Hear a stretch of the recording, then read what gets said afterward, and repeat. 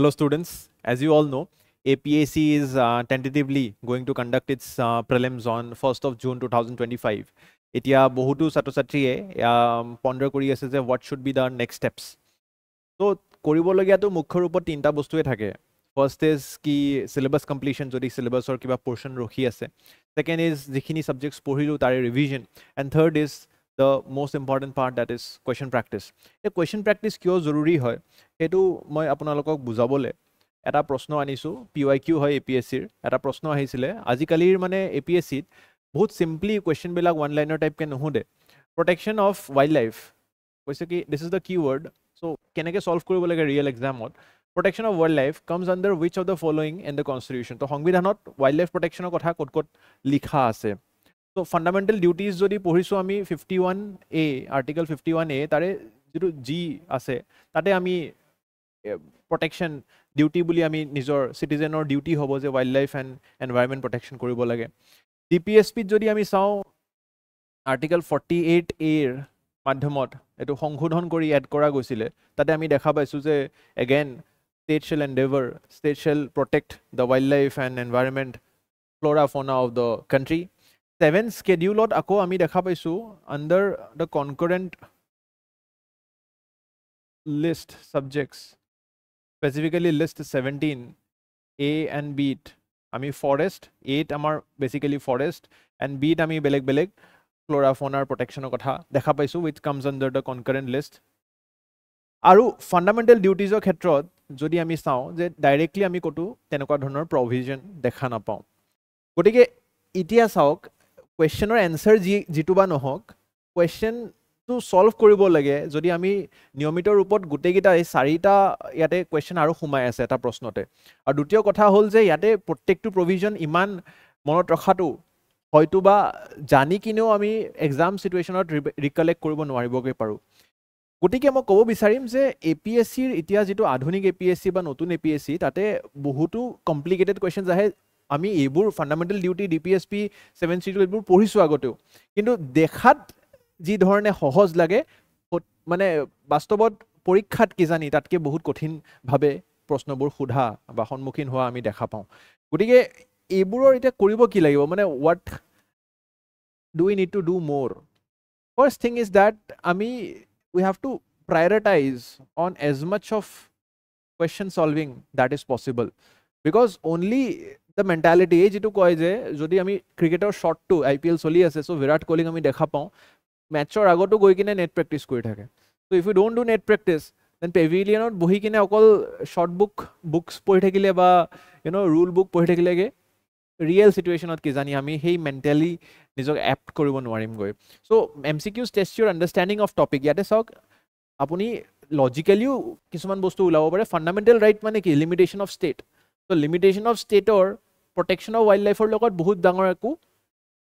relation thakibo nalage goi that way also you can eliminate one option this way right so these kind of things comes into play identify your weak areas and improve upon them to jodi ami janisilu je etu proshnor ami dhorok 7 schedule or concurrent list porhai nai then you know this is your weak area now this same question how you can relate with all these points moi apunalokok dekhabole goi asu Second thing, you can see prelims is a time bound exam. So, এনেকুৱাও নহয় যে এইটো প্ৰশ্ন চাৰিটা sub part আছে গটিকে মই 5 minute 6 minute ইয়াতে স্পেন্ড কৰি দিব পাৰো you have to মানে in the right exam scenario directly you have to find okay this is this dhak মানে you cannot be wasting and thinking pondering upon time because you have 100 questions and 100 question comes with further 4 options so 400 questions can be there not all questions will be statement based but বহুত কোৱেশ্চনছ থাকে যেটো আমি solve কৰিব লাগে time লাগে তাৰ পিছত ৰিডিউসেস Seely mistakes ইটা কিছুমানে ভাবিব ওকে ফান্ডামেন্টাল ডিউটিজত আছে DPSP ত আছে ইয়াতে কিয় না থাকিব ফান্ডামেন্টাল ৰাইটছৰো থাকিব লাগে পাৰে and you will be searching for a suitable option and option A নাপালু and then silly mistake হৈ কিনে আমি গুছি আহো বা 7 শিডিউল তো আমি দেখিছো রুল মেকিং অর বস্তু থাকে এটা তো প্ৰটেকশনৰ কথা হে কৈছে এত না থাকিব গৈ any kind of silly mistake can happen জানি কিনেও আমি বহুত বস্তু ভুল কৰি থৈ আহো so this kind of things is typically what an aspirant june question practice ok besi homoy nidiya mahatto nidiye teolokor ami dekhibole paisu bigoto bosorburat regular MCQ practice will ensure also longer memory retention itia kizani etu bostu মই যে দেখালো অকমান হলো আপোনাৰ DPSP টো revision হ'ল okay 48 আছিলে 36 ৰ পৰা 51 আমাৰ DPSP তাৰে 48 আমি এটো বস্তু দেখিবলৈ পাইছো so somewhere down the line revision হ'ল retention বাঢ়িলে and active recall হয় কাৰণ কি আমি পঢ়ি গৈছিলো ওকে ইখিনি DPSP ইখিনি ফান্ডামেন্টাল ৰাইট কিন্তু আমাৰ এটো প্যাসিভ ৰিকল কৰি আছিল বাট এক্টিভ ৰিকল মানে ৰিভাৰ্স ইঞ্জিনিয়াৰিং যে এটো বস্তু আছে নাই আমি পঢ়ো যে ওকে 36 ৰ এটো আছে 37 ৰ এটো আছে 38 ৰ এটো আছে কিন্তু উল্টাকে হদিলে এটো কোড আছে বুজি পাইছেনে এই প্ৰভিজনটো কোনটো আৰ্টিকেলত আছে that is your active recall so হে বস্তুটো আমি দেখিবলৈ পাইছো তাৰে পিছত solving also previous year questions will reduce exam anxiety কাৰণ কি আমি এটো এটা PYQ আছিল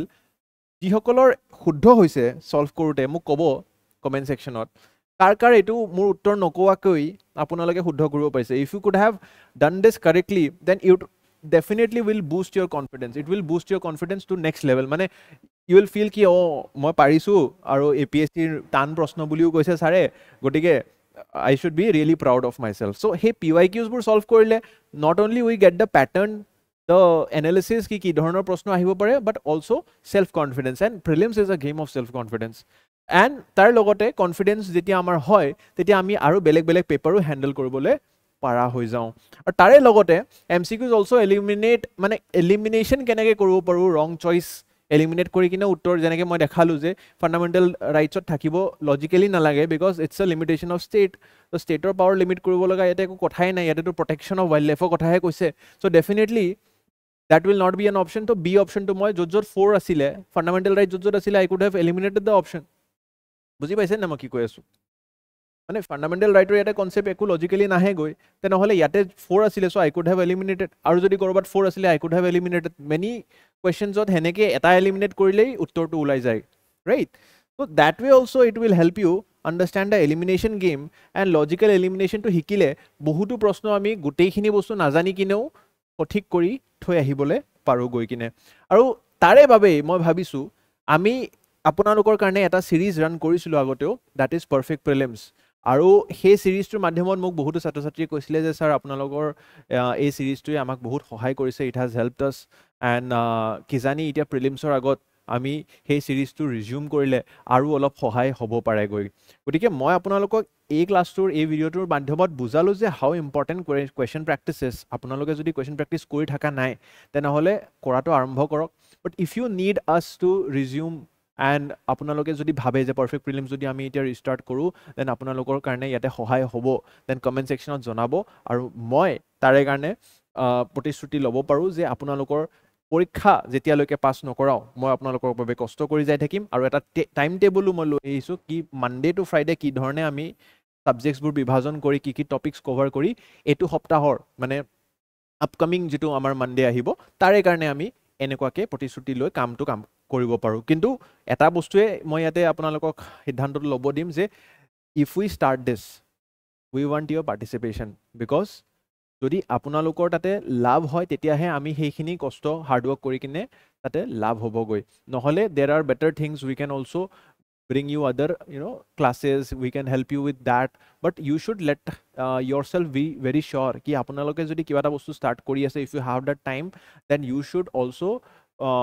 find time for MCQ practice and SPM IS Academy wants to help you all those aspirants ji hokole questions practice kori thaka nai ba teolokor hey